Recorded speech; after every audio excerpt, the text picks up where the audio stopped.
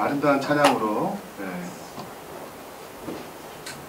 우리에게 마음의 감동을 준 부부 중창단 진심 감사드립니다. 오늘은 믿음을 자라게 하시는 하나님의 역사, 믿음을 자라게 하시는 하나님의 역사라는 제목으로 하나님 말씀 증거하겠습니다. 영상을 준비했는데요. 이게 1분짜리 영상인데 아마 보실 분도 계실 거라 생각됩니다. 생명이 이제 안경을 끼고 이제 실제 사물을 정확하게 보는 때의 이 영상이에요. 스터디가 안 나올 수 있어서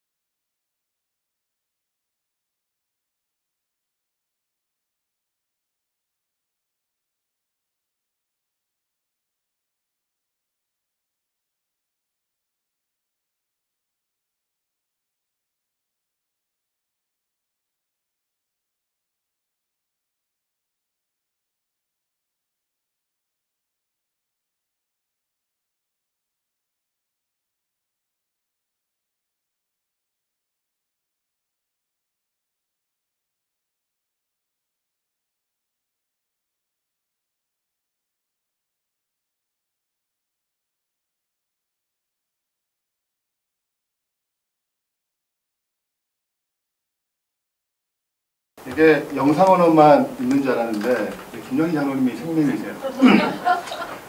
어제 제가 이소를 갔거든요. 이 목장 갔어요. 이제 밥 식사를 하면서 아이스 브레이크를 하는데 무슨 색깔을 좋아하냐 그런 내용이었어요. 그래서 제일 먼저 자기는 화이트를 좋아한대요. 하얀색. 근데 교복을 하얀색으로 딱 셔츠니까 하얀색을 딱 사가지고 입고 학교를 갔는데 입구부터 선생님이 불러가지고 왜 교복을 왜 이상하고 입고 오냐고 하면서 막 돌리고 막 난리 난 거예요. 자기도 이유를 몰라. 근데 왜 하얀색 입었는데 왜 돌지? 뭐 이렇게 하셨대요. 그리고 알고 봤더니 이게 하얀색이 아니고 연분홍색이래요. 연분홍색이랑 흰색이랑 구분이 안 되고 연분홍색이 흰색처럼 보이는 거죠. 어제 얘기를 들으면서 제가 설교를 준비한 거 생각나더라고요. 이게 먼 나라의 얘기 아니구나. 네, 가까이 있구나.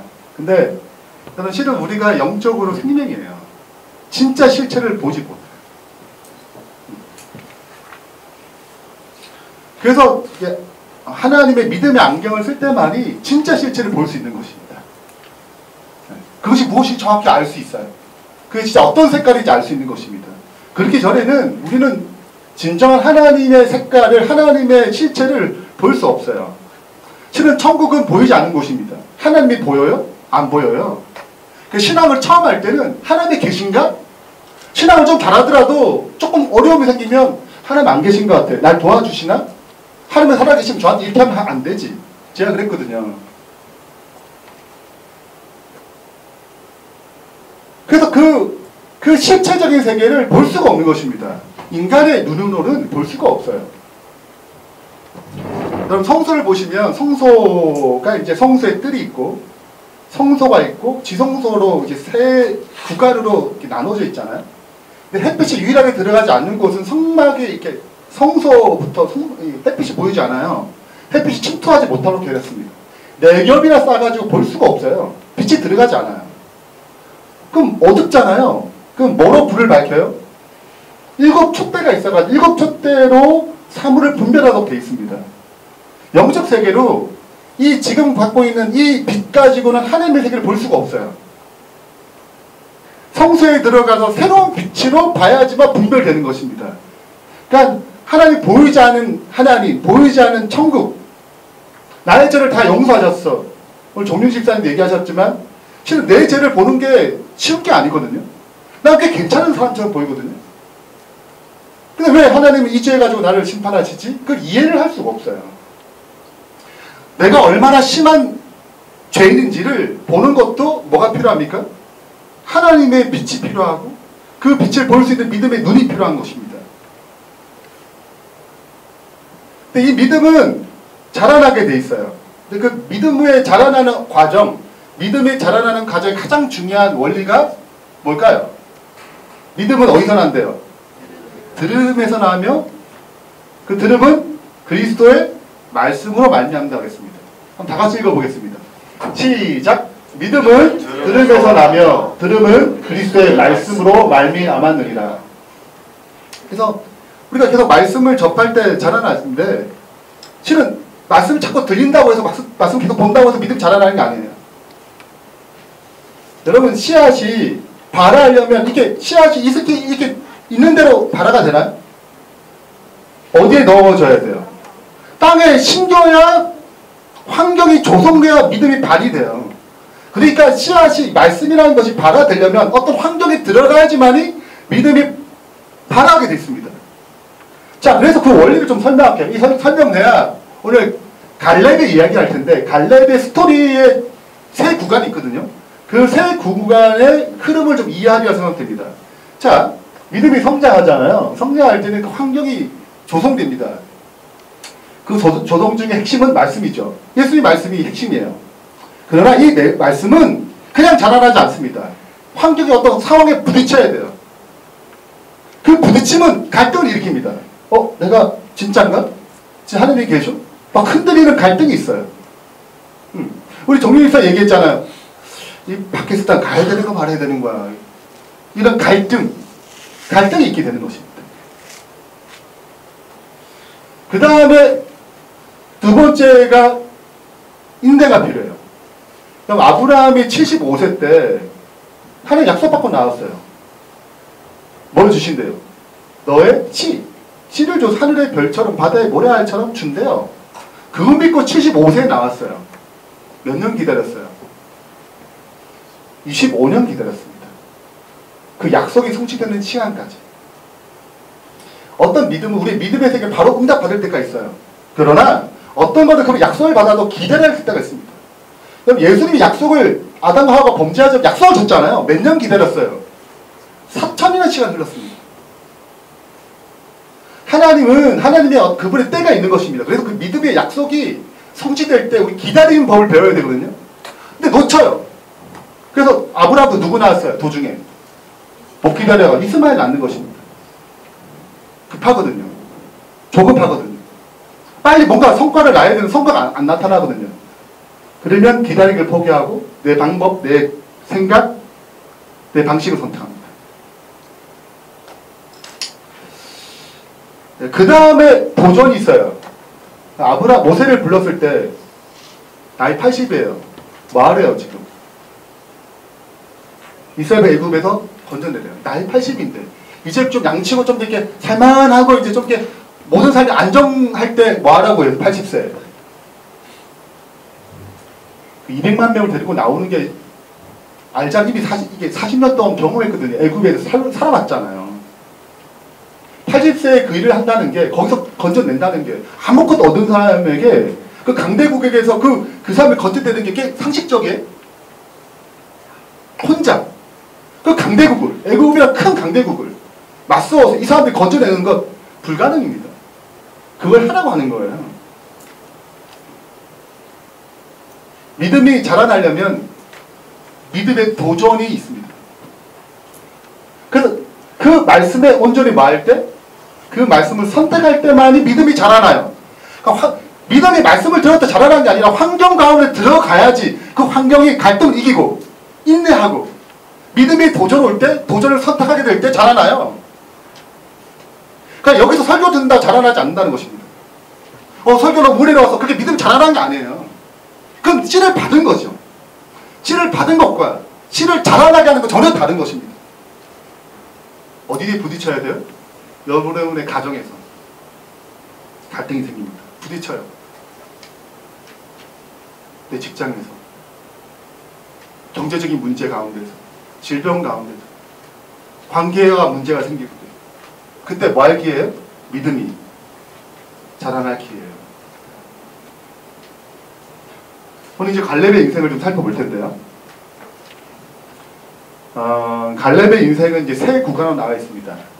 그 전에 일단은 여호수아 전체를 좀 살펴보면 여호수아서 1장부터 24장까지 기록되어 있습니다. 자, 절반이 1장부터 12장까지가 여호수아가 이스라엘 백성을 함께 뭘 정복하는 거예요? 가나안 땅을 정복하는 것입니다. 이건 하나님의 전쟁입니다. 하나님의 전쟁에 대한 개념은 이미 여러 번 설명드렸습니다. 전쟁을 해야 돼요. 그래서 땅을 차지했습니다. 남방을 점령하고 북방을 점령했어요. 자, 그런 다음에 13장부터 뭐 해야 돼요? 분배를 합니다. 12지파가 가져야 할 땅과 레위지파가 얻을 성읍. 그래서 13장은 뭘 얘기하냐면 이쪽 이 가나안 땅 동편 므낫세 갓 르벤 지파에게 대한 분배를 얘기합니다. 근데 이들이 땅을 다 차지한 건 아니에요. 차지할 곳이 있습니다. 남은 성이 있어요. 여전히 점령해야 되는 것입니다. 근데 기본적으로 중요한 곳만 점령했지 여전히 점령할 곳이 있어요. 그 다음에 14장에 누가 등장하냐면 갈렙이 등장합니다. 갈렙이 등장해서 이게 제비뽑기를 하거든요. 근데 갈렙이 요 헤블론 달라는 거예요. 헤블론. 헤블론 어떤 땅인 것 같아요? 달라 그러니까. 일단은 좋을 것 같고 풍부하고 쉽게 점령할 것 같고 뭐 이런 느낌 오잖아요. 응? 계란의 노른자 같이 뭐 이런 느낌 오잖아요. 왠지 느낌이. 그래서 이걸 달라고 하는 것입니다. 네. 근데 실은 이 땅은 가나안 땅에서 가장 점령하기 어려운 땅입니다. 가장 문제예요. 이걸 뭐 하는 거예요? 달라는 거예요. 망령든 게 아닌가요? 나이가 85세거든요. 이때. 이쯤 되면 너망난 게 아닌가. 자, 그래서 여호수아한테 갈렙이 이 땅을 달라는 이유를 설명하는 것이 6절부터 끝까지예요. 그거를 그냥 달라는 게 아니라 과정을 설명합니다. 내가 왜 이 땅을 차지해야 될 이유를 설명해요. 세 파트로 나눠 있는데 제일 첫 번째 파트부터 읽고 하나씩 살펴보겠습니다. 자, 6절입니다. 6절. 그때 유다 자손이 길갈에 있는 여호수아에게 나오고, 자, 길갈은 어떤 곳이에요? 전초기지입니다. 여기서 전쟁이 나가요. 자, 여호수아에게 나오고 그리스 사람 여분네 아들 갈렙이 여호수아에게 말하되, 유다 자손의 대표격이죠. 여호수아에게 말하되 여호와께서 가데스 바네아에서 나와 당신에게 대하여 하나님의 사람 모세에게 이르신 일을 당신이 아시는 바라. 다 같이 읽겠습니다. 요 7절만 시작. 내 나이 40세에 여호와의 종 모세가 가데스 바네아에서 나를 보내어 이 땅을 정탐하게 하였으므로 내가 성실한 마음으로 그에게 보고하였고, 8절. 나와 함께 올라가던 내 형제들이 있어요. 그렇죠? 12명 올라갔으니까 백성의 간담을 높게 하였으나 나는 내 하나님 여호와께 충성하였으므로. 자, 이건 민수기 13장 14장 사건입니다. 여기부터 시작하는 거예요. 갈렙은 처음 등장합니다. 그리고 얘기를 해요. 12명의 정탐꾼이 아시다시피 갔어요. 가데스 바네아는 바로 위에 가나안 땅입니다. 여기 이제 전초기를 삼고 올라가려고 그런 거예요. 근데 정탐을 했는데 10명의 정탐꾼은 뭐 했다고 여기 보니까 간담을 높게, 백성의 마음을 간담을 높게 했어요. 그 땅은 뭐 포도가 엄청나 막 기름진 땅에 맞아. 젖과 꿀이 흘러. 그렇지만 그 땅은 우리가 정복하기에 너무 강대한 민족이다. 그들 우리의 보기에는 우리 메뚜기 같을 것이라 그랬어요. 메뚜기파가 등장한 것입니다. 10명이 도저히 할 수가 없다. 그래서 여호수아 갈렙이 이 얘기합니다. 이때는 주로 여호수아 얘기한 갈렙이 주로 얘기합니다. 갈렙이 얘기해요. 그들은 우리의 밥이라. 밥이래. 이 밥파와 메뚜기파가 싸운 거야. 근데 그는 내 하나님께 뭐 했으므로? 충성하였습니다. 하나님의 말씀을 그대로 어떻게 했다는 걸? 받아들였다는 거예요. 여러분 똑같은 상황을 봤어요. 똑같은 상황을 봤는데 이 똑같은 상황이 갈등을 일으켰습니다. 여러분 이스라엘에서 가나안 땅 나올 때 출애굽할 때 가나안 땅을 주긴 약속하셨잖아요. 그 애굽을 다 무너뜨리고 본 세대예요. 안 본 세대가 아니고 다 본 세대예요. 만다도 보고 바스 물라운드 경험하고 전쟁에서 승리를 또 경험했어요. 자, 근데 나머지 10명은 약속을 못 들어서 실패한 거예요? 말씀이 없어서 실패한 거예요? 가나안 땅이 정복하라고 하나님 말씀 못 들었나요? 들었어요. 그러니까 여러분 말씀을 듣는다고 해서 다 해결되는 게 아니라니까요. 말씀이 환경에 부딪혀야지만이 믿음을 발휘하도록 되어 있습니다. 그게 중요해요. 그래서 이렇게 믿음의 갈등이 있을 때, 생길 때 뭘 선택했어요? 여호수아 갈렙은? 여호수아 갈렙은 정말 크다. 이게 상황이 찾아오잖아요. 세상이 거대해 보이니까 찾아온단 말이에요. 근데 뭘 선택한 거예요? 말씀, 약속을 선택한 거죠. 왜? 우리의 시련보다, 우리의 상황보다 더 크신 하나님을 기억했기 때문에 그렇거든요. 그래서 갈등이 생길 때 하나님의 말씀을 믿음으로 택한 것입니다. 이때 믿음이 자라나는 거예요.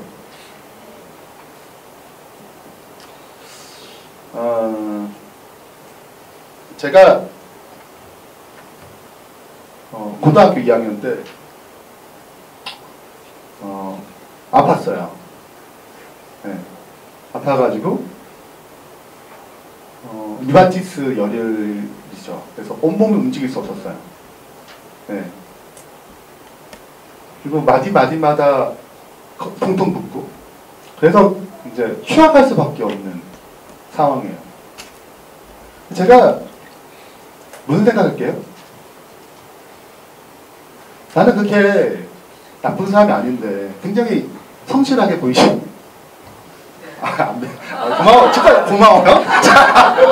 유일하게 한 번만 네 그랬어요. 제가 성실하게 그러니까 바로 네 해주셨어요. 나머지는 글쎄 이렇게. 근데 나는 그렇게 나쁜 짓을 해본 적이 없고 응? 나름대로 교회도 잘 다니고 한산이었거든요. 집은 부산이에요. 그 부산 초등학교 여기 올라와서 중학교, 고등학교 내가 뭘 나쁜 짓을 했겠냐고요. 얼마나. 근데 나한테 왜 이런 어려움이 생기느냐. 응? 내게 휴학할 만큼 이런 일을 생기니까 갈등이 생기잖아요. 그래서 하나님이 없다고 선택했어요. 네, 이제 하나님 계시지 않아. 이런 하나님을 내가 믿을 필요가 없어. 도움이 하나도 안 돼, 내 인생이. 안 걸리게 하거나 이게 건져내야지. 이게 제가 초등 6학년부터 시작돼가지고 계속 반복되는 얘기거든요. 그러니까 저는 이제 그때 하나님을 선택하지 않기로 10명의 메뚜기파처럼 내 상황이 더 크게 보이는 것입니다. 물론 회심의 과정이 있죠. 그 하나님 은혜죠. 그러나 우리 삶 가운데 이렇게 뭐가 옵니까? 갈등이 옵니다. 어려움이 닥치고 역경이 닥치고 하나님 계시나? 저 천국에 있는 건가? 재림하시나? 세상은 그냥 돌아가는 것 같아. 조금에서 광이 밝다 명색도 생길 것 같아. 우리의 믿음을 흔드는 수많은 것들이 찾아오는 것입니다. 12명의 정탐꾼이 가나안 땅 정복하려고 할 때 그런 마음이었어요. 세상이 큰 거예요. 경쟁 관계에 있고 또 그 사람은 더 하나님 안 믿는데 더 똑똑한 것 같고 난 뭐 별거 아닌 것 같고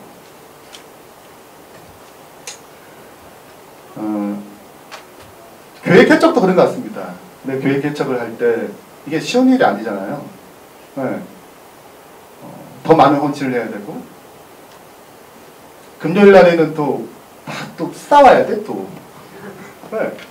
안식일 또 싸워. 네. 희생과 헌신이 요구되잖아요. 이게 힘든 일이거든요. 이 길을 선택하는 것이 쉬운 일이 아니에요. 근데 이런 갈등 가운데 하나님의 뜻을 붙잡고 뭘 선택하는 때 하나님의 뜻을 선택하게 될 때 우리의 믿음이 성장하게 되는 것입니다. 하나님을 맛보아 알 수 있는 기회가 생기는 거예요. 갈렙은 얘기하는 것입니다. 나머지 다 죽었어요. 여기 다 죽었어요.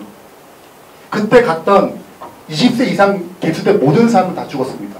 여호수아와 갈렙의 자손들만 살았어요. 그것이 뭐예요? 그것이 중요한 증거였습니다. 하나님이 살아계신, 지금 이 약속을 이루기 위해서 나를 살리신, 그때 약속하셨거든요. 내가 너를 통해서 뭐 하겠다? 가나안 땅을 주겠다. 근데 다 비싼 사람 막 죽는데 이게 오잖아요. 저희 아버지 그 연세가 80 넘으셨어요. 네, 갈렙과 비슷한 나이대에서요. 네. 근데 비슷한 나이도 돌아가시면 친구들이 돌아가시고 뭐 이렇게 윗 사람들이 돌아가시고 이렇게 되면 이렇게 오거든요. 네. 충격이 와요. 나도 곧 죽을 때가 다 된 것 같다. 이런 생각이 오거든요. 네. 그런 수많은 것들이 오면도 불구하고 뭘 붙잡은 거예요? 약속을 붙잡은 거죠. 우리 삶 가운데 여러분 갈등이 있나요? 어떤 갈등이 있나요? 그 갈등이 있을 때 뭘 선택해야 돼요? 하나님의 말씀. 이 상황보다 크지 하나님의 약속을 붙잡아야 되는 것입니다. 그때 믿음은 자라나요. 두 번째입니다. 이어서 그때 얘기하면서 이어서 무슨 얘기를 하냐면 그날에 모세에게 명사하여 내가 내 하나님 여호와께 충성하였은즉 내 발로 받는 땅을 영원히 너와 내 자손이 기업에 되리라 하셨나이다. 그때 40세예요. 40세 이 약속을 받은 거예요. 응? 자, 근데 이제 보소서 여호와께서 이 말씀을 모세에게 이르실 때로부터 이스라엘이 광야에서 방황한 이 45년 동안 여호와의 말씀하신 대로 내가 생존하게 하셨나이다. 오늘 내가 몇 세예요? 80세예요. 85세예요. 85세. 가나안 땅에서 그 38년 동안 광야에서 방황했습니다. 그리고 20세 이상은 다 죽었어요. 살아남은 계열은 여호수아와 갈렙 자손만 살아남았습니다. 그리고 20세 이하 사람들이 살아남았어요.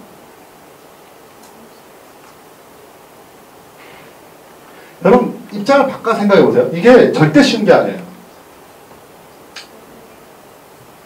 자기는 들어갔겠다고 했잖아요. 여호수아 갈렙이. 근데 몇 명 때문에 못 들어갔어요. 10명이 반대하지 못 들어갔어요. 그럼 38년 동안 이렇게 돌아다니면서 생각해 보세요. 지금 자기는 벌써 뭐 할 텐데 들어갈 수 있을 텐데 38년 동안 누구 때문에? 이놈의 때문에, 이 믿음 없는 놈 때문에 내가 지금 38년 동안 굴러야 돼? 생각될까 안 될까? 되죠. 그냥 보내는 게 아니라니까요. 여러분 우리 이제 할 때 갈등이 있거든요. 그리고 어떤 사람들 문제가 잘못될 수 있어요. 그러면 죄만 없었어도 진짜 우리가 금방 할 텐데 이런 유혹이 찾아온단 말이에요. 이 공동체 안에서도. 근데 이런 갈등에서 이기려면 여기 보세요. 어떻게 지냈대요? 10절. 자, 파란색 보세요. 이제 보소서 뭐가? 여호와의 이 말씀을. 모세에게 이르신 때로부터 이스라엘이 광야에서 방황 45년 동안 여호와의 말씀하신 대로 나를 생존케 했대요. 자, 뭘 붙잡았어요? 38년 동안 수많은 유혹도 있었죠. 내가 짊어져야 되나 이런 것. 근데 영적인 리더, 영적인 지도자는 내가 하지 않은 그들의 죄가 문제까지 품을 수 있어야 되거든요. 하나님은 갈렙을 성장시켜서 이런 과정을 겪게 하는 것입니다. 근데 실은 내가 하지 않은 저 사람이 한 것을 내가 책임지기가 싫은 거예요. 안 그래?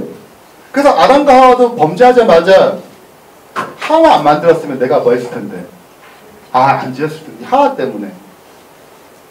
핑계를 대는 것입니다. 근데 영적인 지도자는 예수님이 보이신 것처럼 그분이 짓지 않았지만 십자가에서 우리의 죄를 다 책임지시는 거예요. 갈렙도 이 짐을 짊어져야 했어요. 여호수아도 이 짐을 짊어져야 했습니다. 자, 그래서 시작 인내의 기간에 말씀을 묵상하고 순종하며 믿음으로 기다리라. 그래서 이 기간 동안에 갈렙은 뭐 하지 않아야 했냐면 이런 것들로 비교하지 말아야 했어요. 그리고 이 38년 동안은 지도자가 체인지되기 시작한 때입니다. 이제 갈렙의 이름은 사라지고 누가 이름이 등장하기 시작해요. 여호수아 이름이. 차세대 리더 누구예요? 여호수아. 아니 우리 둘 다 뭐 했는데? 아 그래 내가 먼저 여호수아 말에 내가 먼저 이렇게 얘기했는데 여러분 민수기 13장 14장 보면 갈렙이 항상 먼저입니다. 흥미로운 것은 바나바와 바울도 똑같아요. 첫 바나바 등장하다가 바뀝니다. 바나바 바울이었다가 바울 바나로 바뀝니다. 순서가 바뀌어요. 이것도 똑같아요. 갈렙 여호수아였다가 이제 여호수아 갈렙으로 바뀌는 거예요. 서열이 바뀌는 것입니다. 1위였다가 어느 날 뭐가 된 거예요? 인자가 된 거예요. 이때 생각나는 동화가 있어요. 백설공주죠. 거울아 거울아 이 세상에 누가 가장 예쁘니? 새엄마가 보울이 얘기해줘요. 아유 왕비님이 최고 예뻐요. 세상이 제일 예뻐요. 좋죠. 그럼 세상이 제일 예쁘면 좋지 않겠어요?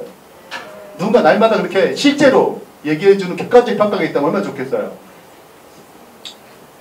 늘 기분 좋아졌는데 어느 날 세상에 누가 예쁘니? 이제 기본적 하루 시작하기 위해서 누가 예쁘니 했는데 누가 예쁘대요? 백성들 컸 거예요. 큰 거예요. 예뻐졌어. 세계 1위래요. 자기는 세계 몇위예요? 그럼 그 정도 괜찮은 게 아니에요? 세계 2위? 근데 시기와 질투가 생긴 것이 못 봐주게 된 거예요. 비극은 여기서 시작돼요. 비교하게 될 때. 시작됩니다. 내 상황을 비교하게 돼요. 아, 저 사람 5달란트, 난 1달란트. 정리 이사님이 이상하게 나는 설교랑 비슷한데? 네. 쟤는 5달란트, 난 1달란트 가진 것 같고. 난 진짜 벌 거 없는 것 같고. 어쩌면 갈렙은 이 기간 동안에 등장하지 않습니다. 근데 그럴 때마다 여러분 하나님이 나에게 주시는 사명이 다른 게 있는 거예요. 저 사람이 주신 사명이 있고 내게 주신 사명이 있는 거예요.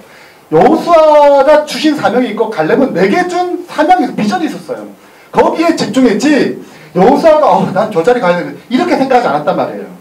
우리의 많은 흔들림은 내게 주신 사명에 집중하지 않고 내게 주신 하나님의 뜻이 있을 거 아니에요. 여기에 집중하지 않고 저 사명에 주신 뜻에 집중할 때 흔들리기 시작합니다.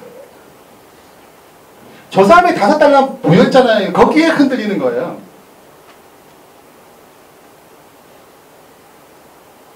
그 백설공주 얘기에서 하나님의 뜻은 얘기하자면 새엄마는 세계 2위쯤 됐어. 그쯤 됐지. 응? 근데 그걸 뭐 하는 것입니까? 못 놓는 것입니다. 그래서 우리 교회에 오면 제일 먼저 하는 게 있어요. 우리 교회 등록하게 되면 우리가 뭘 주죠? 무슨 책자를 주죠? 이 책자를 줍니다. 은사 잘 발견한 책을 줍니다. 이거 왜 줘요? 왜 주는 것 같아요? 당신에게 주어진 뭐가 있다고? 하나님께 당신에게 주어진 그걸 가지고 그분이 이루고자 하는 계획이 있다고. 그걸 발견하기 위해서 주는 거예요.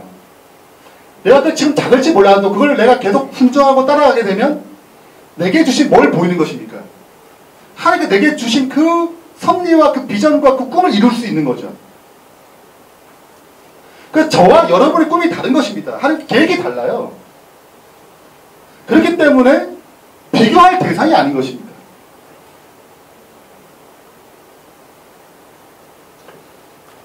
그래서 아직 그러니까 받았는데 안 하신 분들 있으면 혹시 나 못 받았는데 하신 분이 있으면 저희가 꼭 교회를 등록하면 이걸 먼저 줍니다. 하라고 시키거든요. 그래서 안 하신 분들은 안 읽고 자수하시고 챙겨주셔서 하나님께 내게 주신 비전이 뭐고 꿈이 뭐고 지금 당장 알 수 없지만 하나씩 순종함으로 찾아가야 돼요. 갈렙이 흔들리지 않은 중요한 이유는 얘기했잖아요. 내게 주신 하나님의 말씀이 있었어요. 내게 주신 그릇이 있었어요.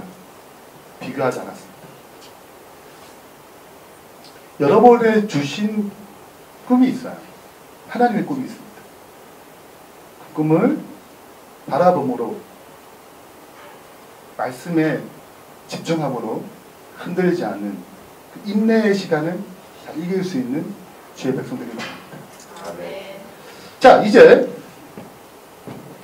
마지막 부분입니다.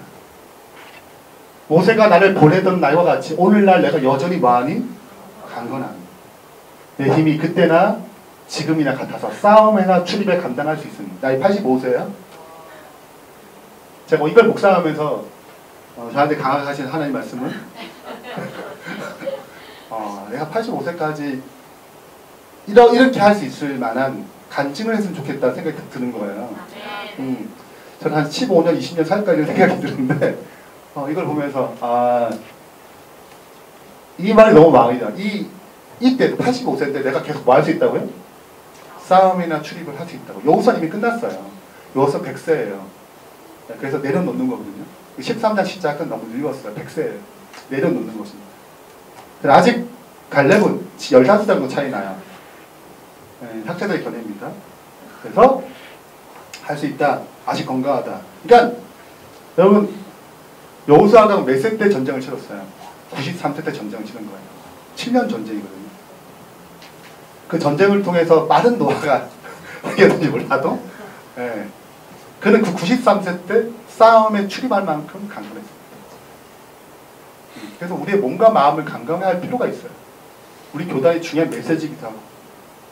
자, 12절입니다. 그날에 여호와께서 말씀하신 이 산지를 내게 주소서. 당시 또 그날에 들으셨거니와 그곳에 아낙 사람이 있고 그 성읍들은 크고 견고할지라도 여호와께서 나와 함께 하시면 내가 여호와께서 말씀하신 대로 그들을 쫓아내리다. 85세예요. 믿음의 도전을 하는 것입니다.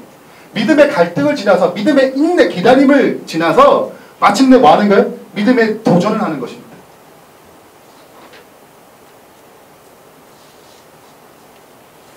15절에 보면 다 같이 헤블론의 시작. 헤블론의 옛 이름은 기르 아르바리라. 아르바는 아낙 사람 가운데 가장 큰 사람이었더라. 그리고 그 땅에 전쟁이 정복했어요. 이제 아낙 자손이 거인이거든요. 이 가나안 땅에 가장 강한 사람이면 아낙 자손이에요. 거기에 탑 클래스 헤블론입니다. 아르바 사람이에요. 거기를 뭐에다 달라는 것입니다. 여러분 85세예요. 이쯤 되면 좀 쉬고 싶지 않으세요? 7년 전쟁했어. 그러니 이쯤 되면 어떻게? 약속은 무슨 약속이야. 그냥 하고 이제 좀 여생을 몸도 건강해서 여행도 좀 다니면서 12시간 돌아다니면서 맛있는 거 좀 먹고 이런 생각이 안 들겠냐고요.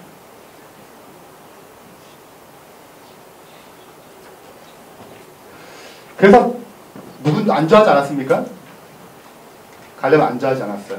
약속을 쫓아서 말씀을 쫓아서 믿음의 도전을 지속했습니다.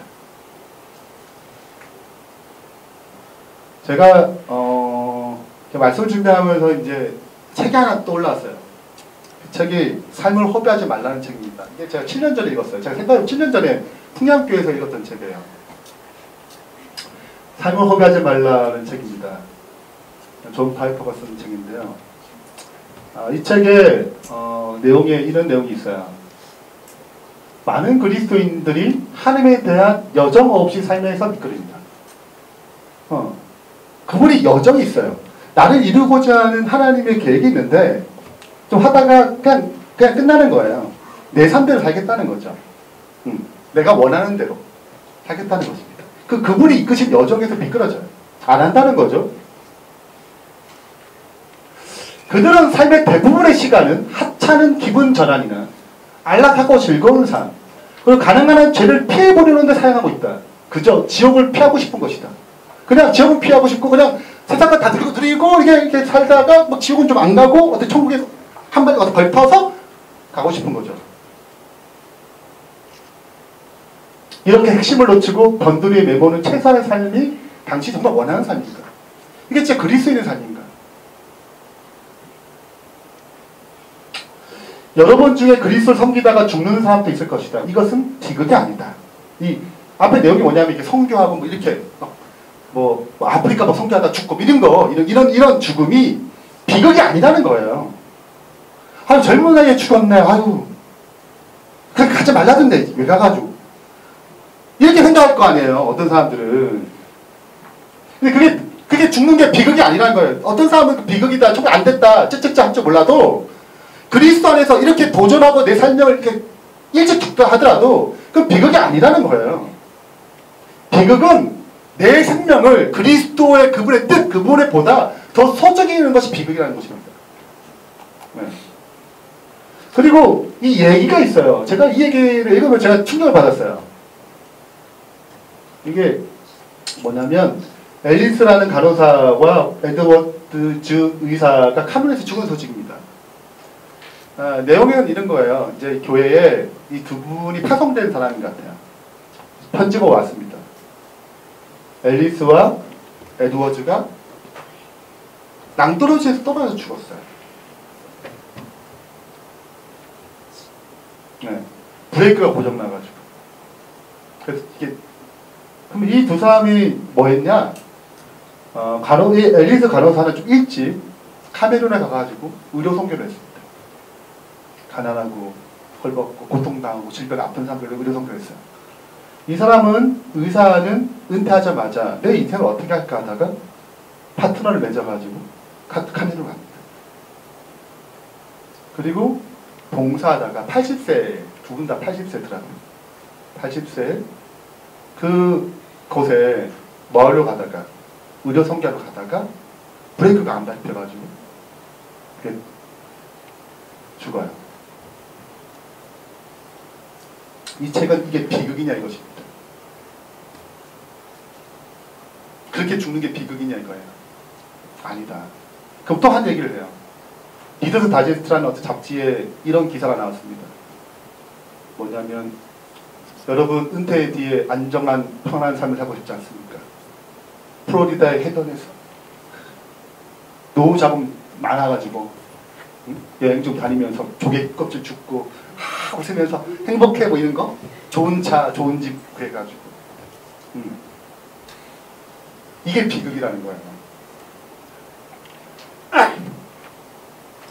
여러분 우리의 삶에 제가 그랬거든요.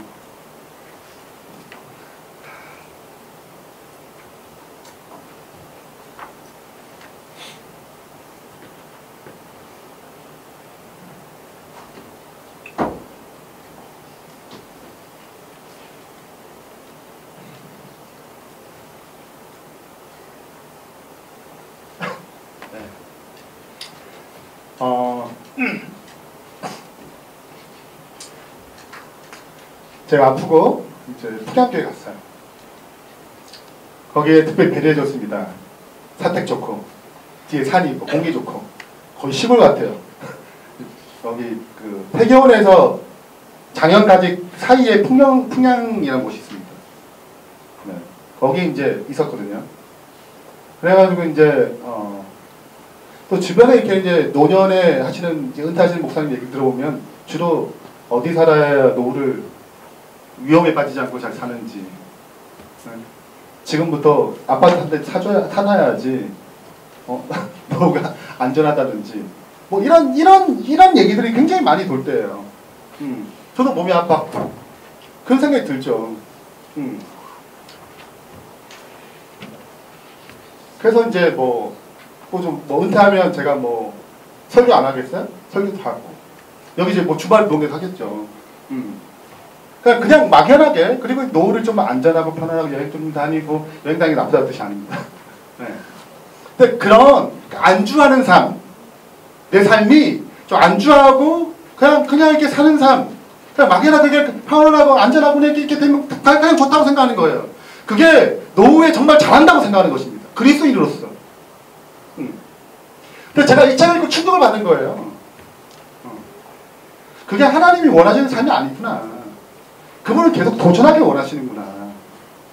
그래서 그리스도를 드러내길 원하시는구나. 가난하고 힘들고 어려운 사람들에게, 복음을 잘 알지 못하는 사람들에게 그리스도를 드러내길 원하시는구나. 근데 저는 벌써 이제 그냥 설교하고 하는 거예요. 그거 안 하겠어요? 근데 저희 생각의 많은 부분은 어떻게 하면 노년을 좀 안전하고 뭐 그런 생각을 하는 거예요. 제 사고, 제 중심이.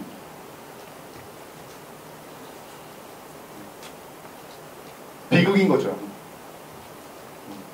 근데 몰랐어요, 그게 비극인지.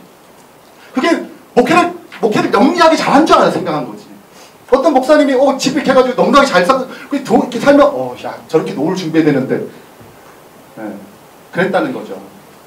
제 마음의 중심. 노을을 준비하는 자체가 잘못된 게 아니라 중심을 얘기하는 거예요. 제 마음의 중심.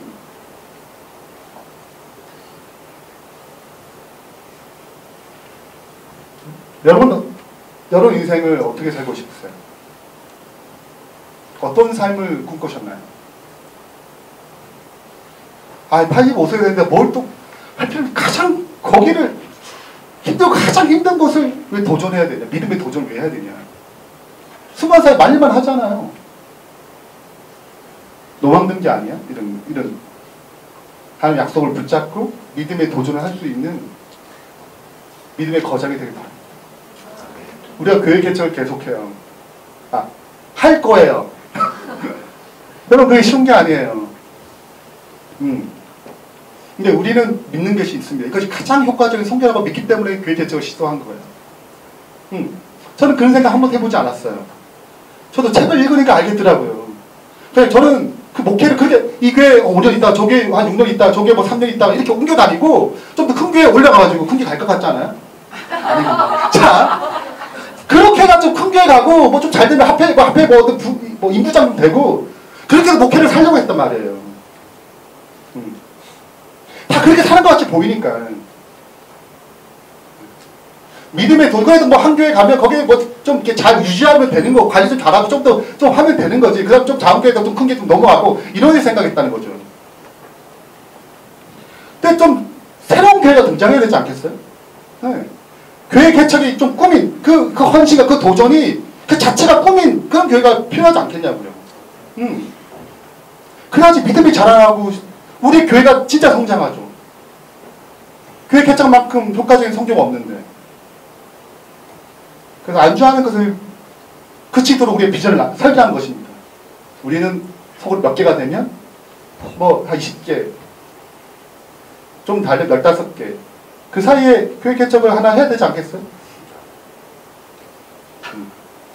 그래서 생명을 맺히는 건 언제나 하나님 나라는 헌신과 희생을 통해서만 열매를 맺혀요.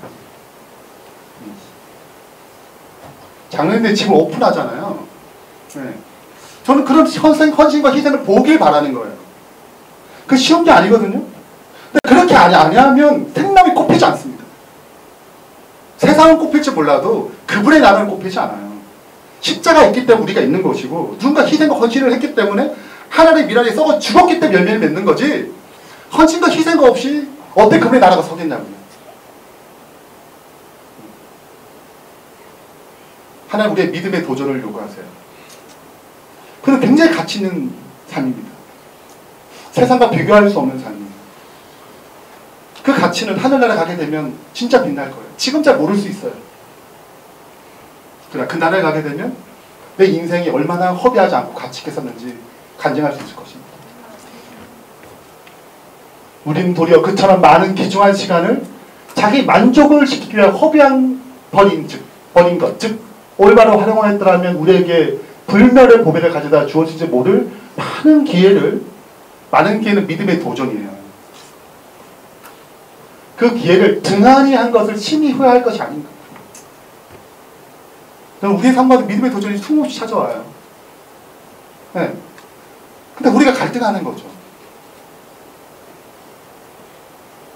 이 교회, 저는 이 교회 이 개척에 참석하신 그 자체가 저는 굉장히 큰 헌신과 희생이라고 생각해요. 쉬운 게 아니거든요.